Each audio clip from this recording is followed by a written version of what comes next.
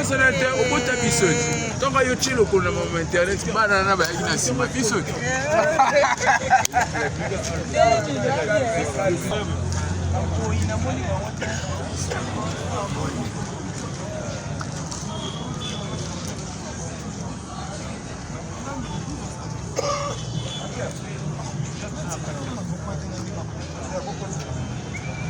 J'aimerais vous approcher pour quelques mots pour saluer la mémoire de la Marito.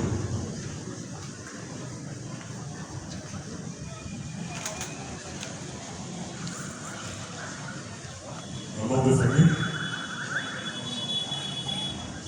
Je vais directement appeler monsieur Gino Liagri, qui est directeur artistique Victime. Monsieur Gino Liagri, directeur artistique pour le Victime.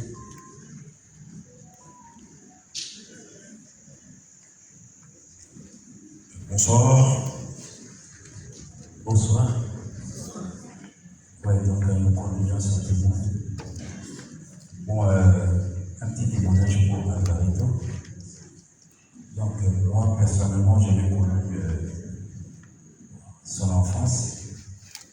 Je me rappelle, c'était dans les années 90. Là, il jouait encore à New City. Donc, nous avons perdu un des solistes qui joue avec nous. Franck Capaya, donc il est venu pour remplacer. Et puis, après, moi j'étais là seulement pour faire les arrangements, ainsi de suite. Donc, après, j'ai joué aussi dans un orchestre de Lingwala, le Star Musica. Alvarito est venu me remplacer aussi là-bas. Et puis, bon, on s'est séparés. C'est là où il a commencé avec le voyage à travers l'Afrique, avec Madame Catherine. Oui. Et puis, à un moment donné, nous avons en 2006, avec Fanny Poupa, commencé une autre aventure. C'est là où il a commencé à appeler pour nous rejoindre.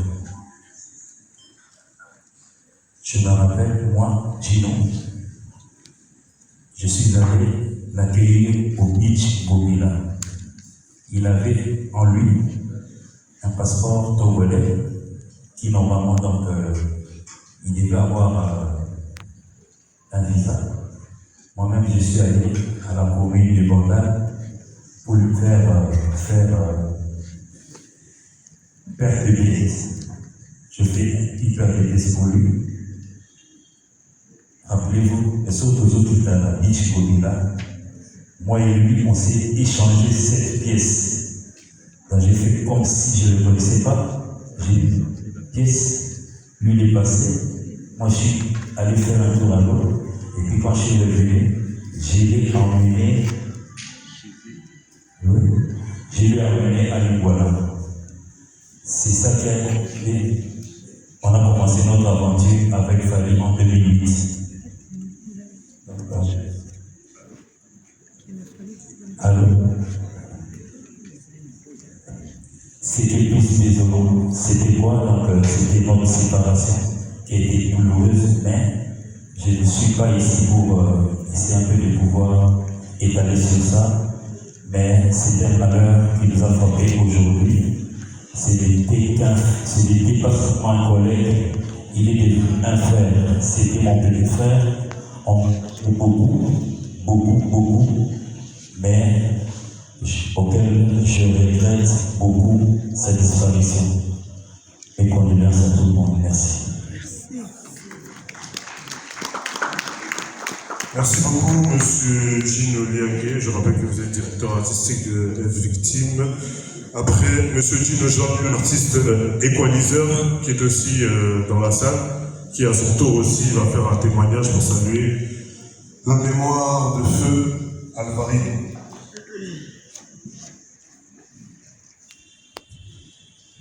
Bonsoir. Alors, moi je m'appelle Equaliseur, c'est Sobriquet. Mon prénom c'est Julien. Je suis l'animateur, ancien animateur du groupe de Victime. Tokataki kosala projet mosusu na Alvarito depuis groupe là. En dernier temps, moi, il y a Angola, Zombi, tous les premiers peine, na Bogopela, après son exil à Angola. On a osé à moi que mon âge moyen qui est un varito,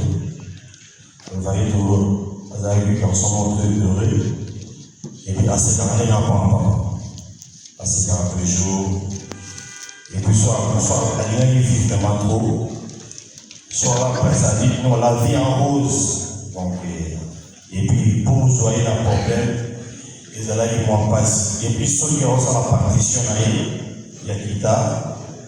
Et puis ça paraît trop sur de l'eau, et puis sur de l'eau et aussi, et puis sur le métier, la prière que l'eau nettoie l'état et cartonnant, parce qu'il est trop sur et puis de temps en temps, la voyage, vous allez collaborer, et puis jusqu'à quand j'ai un problème de la santé, vous allez vivre ensemble.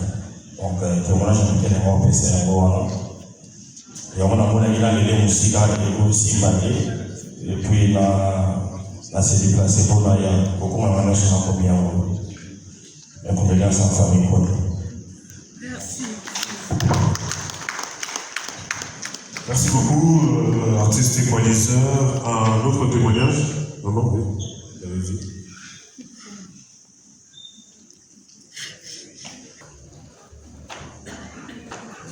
Bonsoir. Bonsoir. Je dois Fontanitine. Je suis la grande sœur d'Anne.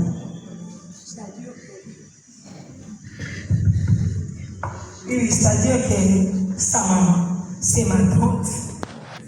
Et mon papa fut son oncle maternel. C'est-à-dire que quand Alvarito est arrivé ici à la République démocratique du Congo, c'est-à-dire qu'en 90, comme il aimait la musique, il avait 11 ans à cet âge-là. Il est arrivé là-bas à Malipé chez nous, donc chez son oncle. Comme il aimait vraiment la musique, son oncle, mon papa, lui, il fut organiste. Il chantait à Saint-Alphonse, il jouait au piano. Comme son neveu aimait beaucoup la musique, il a demandé qu'est-ce que tu aimes jouer pour aux enfants. Il a dit que tonton, moi j'aime bien la guitare. Il a dit bon comme ça, comme il y a un charpentier ici à côté d'un musée, je vais lui demander.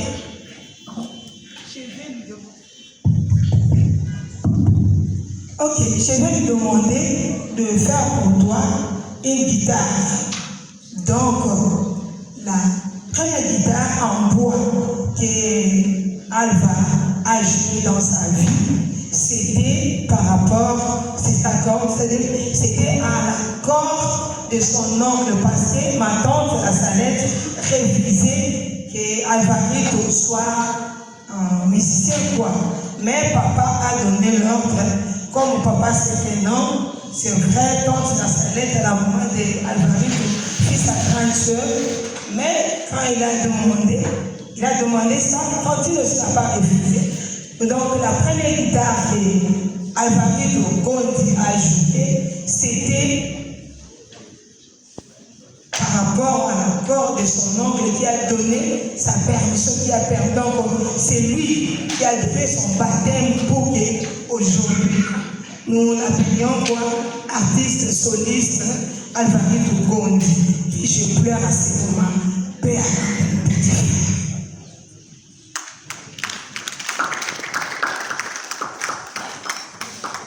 Merci à tous pour ces témoignages. Nous allons maintenant découvrir quelques images qui retracent les moments et la vie du parcours de...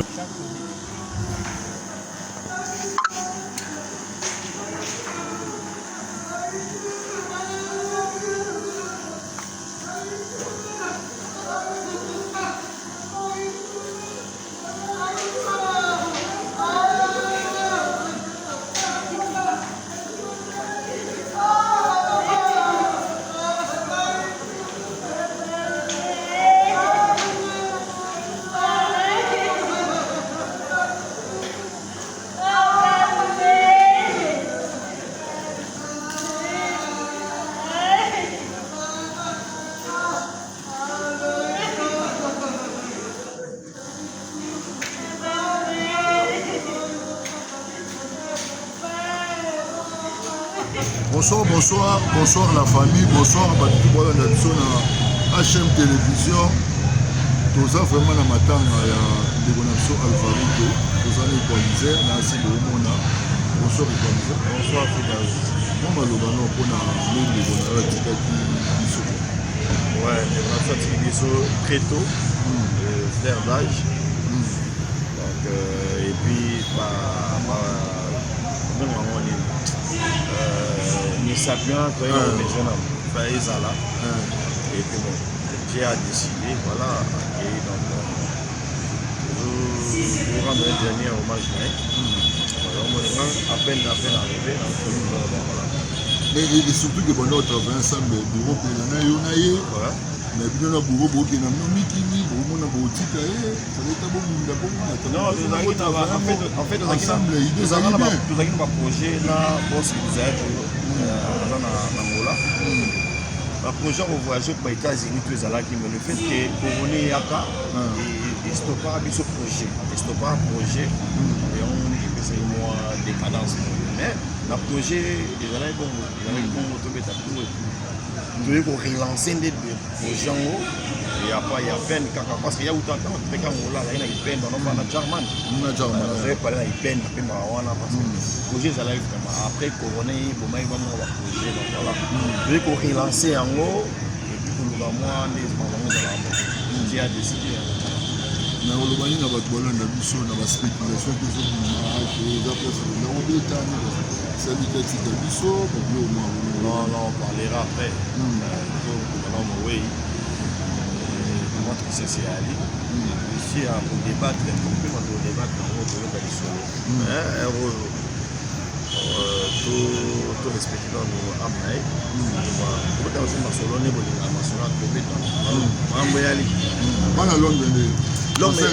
concert est bien, très bien, merci pour avoir tout présent. Et puis, le bétail qu'on marqué dans la bataille, si on peut signer engagement. Déjà, vous avez un bon et puis, les gars qui bien, mais Charles a très bien passé moi santé des réseaux. C'est reposé moi qui ont mon nom vite fait chaud dans la présence pour les Alvarito. Mais ma collègue n'a été à West Zalaki parce que nous avons biso, ça va pas dans Saint-Denis. Siko il faut pas que dans Saint-Denis, en France, à Paris. Donc beaucoup de dans la salle, donc les Zalaka beaucoup de il est Cambodge, beaucoup de Kanza, beaucoup de harmonie chinois, beaucoup de baguettes longues, plus son piwi, la fridolin, tout le monde, Billy Santé, tout va dans Saint-Denis, dans limite. Je peux te dire, je veux installer, ma frère m'a dit que je suis un musicien, et le but est que pour les là, pour tout le monde, c'est ma photo, pour le but est toute la compagnie. Les artistes, on rentre visite et puis de partager ma mélodie et tout. Bazar la merci beaucoup. Moi, je suis mais il faut se dire déjà moi de ma moto, c'est la moto qui va zénith. On est comme pas zénith. Manini. Projet la vidéo ça dit non, on a beau mettre dans je dois voir ça danger. Guitare on va mettre dans on va rien pas fort. Comment tu dis et le combiné. Non, le projet allé. Le projet ça allait avec Gilles de Lombo de Bolanga là. Et puis là va faire ngai Bob Banda. Donc question pour Baston de Paname. La carte à Lubumbashi. On va poser à aller. Beaucoup dévoiler. La projet ça. Mais parce que la matière là-bas. Gigi. Merci beaucoup. Tozala, lobby, cinquantenaire, après Tozala, Coréa, après Tokoli, après Tokoli. Merci. Oui, Atiki, Mani, Barotis,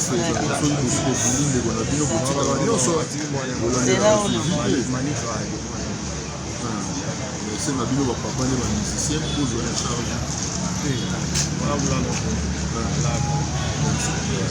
Merci. Mais opportunité pour te rendre au son la Gigi, c'est bon. Ouais, merci de continuer na kata matanga, mes condoléances na famille, na Batuturo Baebaki, Alvarito, artiste et musicien monene, grand guitariste.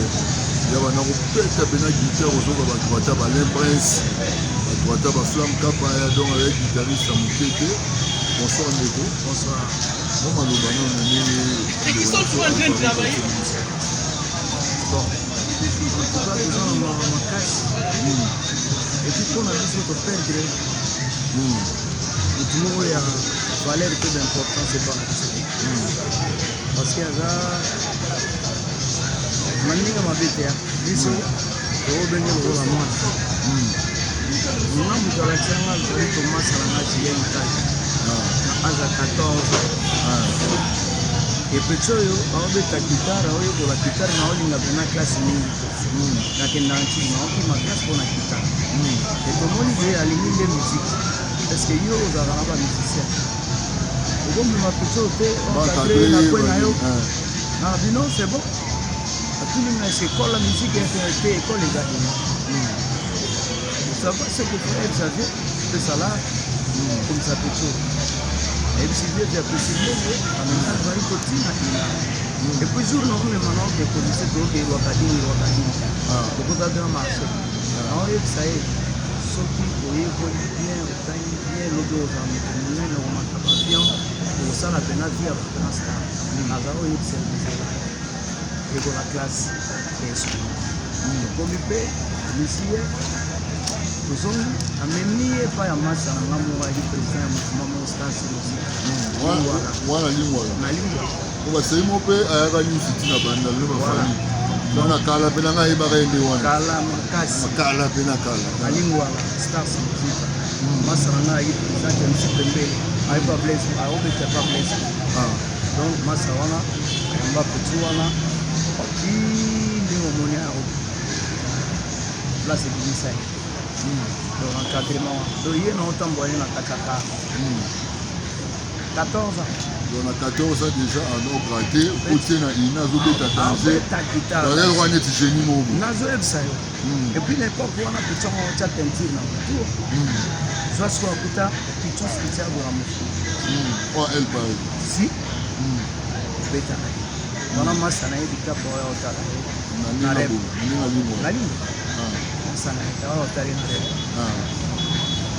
donc peti asali bulo pene asali bulo makasi gitare nde ebimisa ye gitare emema ye sénégal ti azonga kotona bakini mwana mai na ye sénégal wana azali na Pierrette Adams donc azongi boye biso ya serge kaembele bakutanaka voilà mponga azalaka na serge kaembe ok d'accord ti Pierrette Adams aya na bango voilà okutani na bikapikapa ayaki de mission ti ndenge machine ebandaki voilà nde bakuperaki ti esengaki peti azonga kili po basala bulo ti ndenge ayaki kili mopima na likampa esali babuloka ndenge oyebi babulo basalasala ti ndenge ebimisa mpe mouvement mais posa départ ane alaka ye moko azali mpena lemoko okese bakutana na priko moko boye ali na bamongo ebele osalisa bango makalema na kati ya mouvement fami non bon biso toyebi yango bongo te moi verso oyo biso tokoyeba po biso oyebi bajeune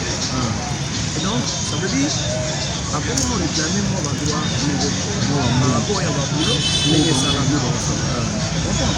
ndenge babulo esalaka parce que abaki travailleur netaki collaborateur tocomprendre siko ntango makambo ekoni c'est que faut se retrouver ntango ozo se retrouver te koko réclame moi badroit place babulo me esalaki lokola moko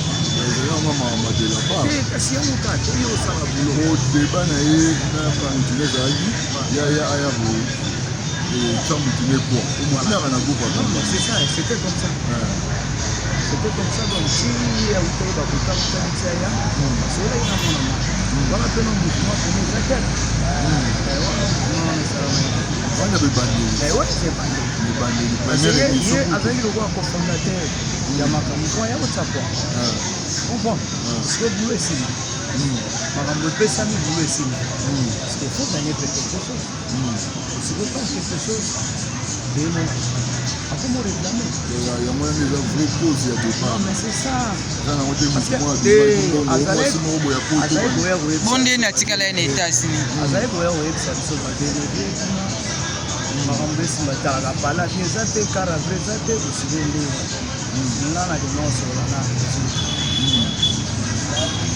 mpona masolo wana ayebisa yango nasola na presse akobenga depuis wana totikala suki omona na kili soka suki yango esalaka tika na occasion pesa ndenge nga ede merci beaucoup mais oui eza malade beli tokolobela ngo na bandenge ebelebele non mais baloba ndenge baopense ntango abelaki bayeba asiste te mpo bayeba obela nini maintenant soki baa na besoin bayeba abelaki nini abeli tutu c'est tout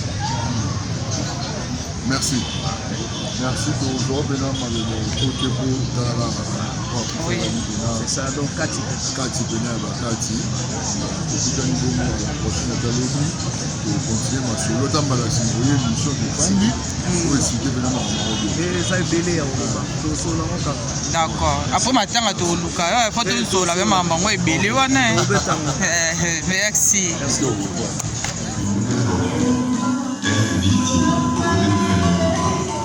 de nouvelles scènes.